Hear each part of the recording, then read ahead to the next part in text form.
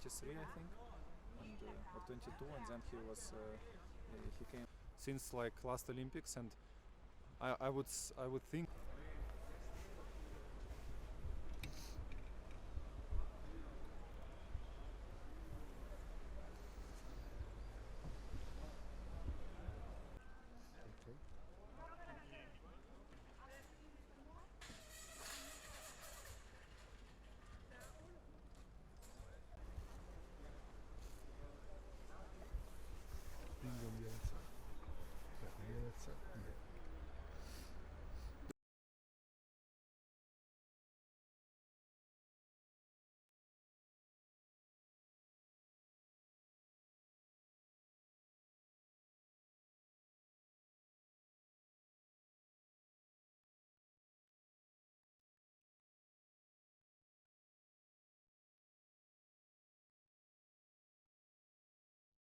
There was an informal meeting last night with Mr. Heraskevych coach and entourage, the delegation, and we reiterated our understanding of the athlete's wish to pay tribute to his fellow Ukrainian athletes, expressing his sorrow, which he's done during training and on social media. So he has, expressed his feeling in both those cases. But that having been said, the Olympic Charter, the conditions of participation, and the athletes' expression guidelines, which were, I think there was something like 3,000 or 4,000 athletes who fed back into those expression guidelines, and they were agreed also with the Athletes' Commission. A request regarding the use of the helmet in competition. What we've said is that this helmet contravenes the above-mentioned guidelines that I talked about earlier.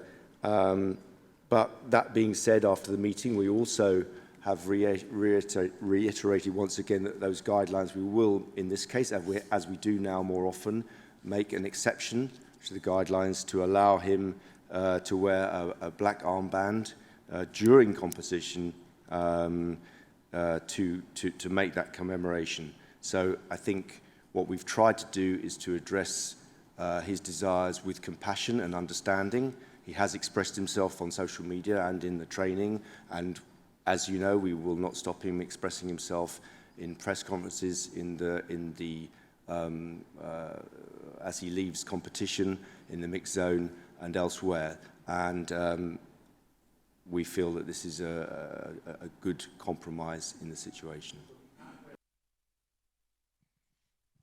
Yeah, two questions have come in from the mountains. The first is from... So what we have said is that he can wear a black armband with no text, because as soon as we start getting into text, we start getting into issues of expression and using the Olympic platform for expression. However much we may or may not sympathise with that expression, once we open the doors to that expression, it's difficult to stop an expression of one that we may not agree with. So it's a fine balance, yes. Demander, généralement, c'est toujours quand même le hamburger qui est le plus... In a minute, what I'd say more generally is we have addressed from the beginning the situation of Ukrainian sports, Ukrainian athletes, since the Russian invasion.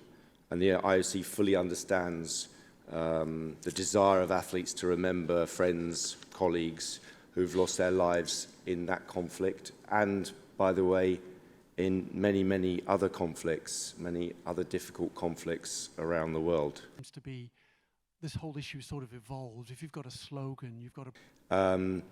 We have to concentrate on the athletes' performance and sport on the field of play. And it's fundamental that there are equal rights for all athletes, and that the games need to be separated, not just from political and religious, but from all types of interference, call it interference, and so that all the athletes competing can concentrate on their performance. I believe for the men's portion of the team event from figure skating. Our rule is that we have to protect the field of play.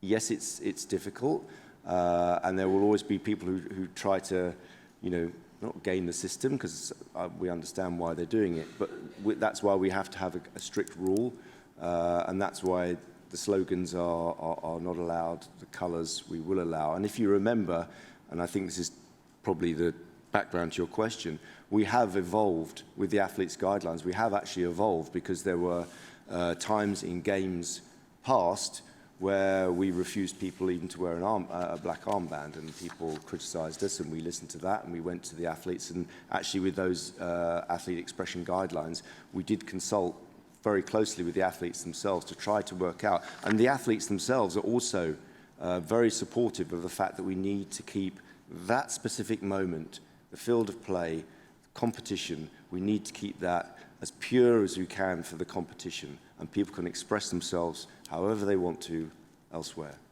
Yeah.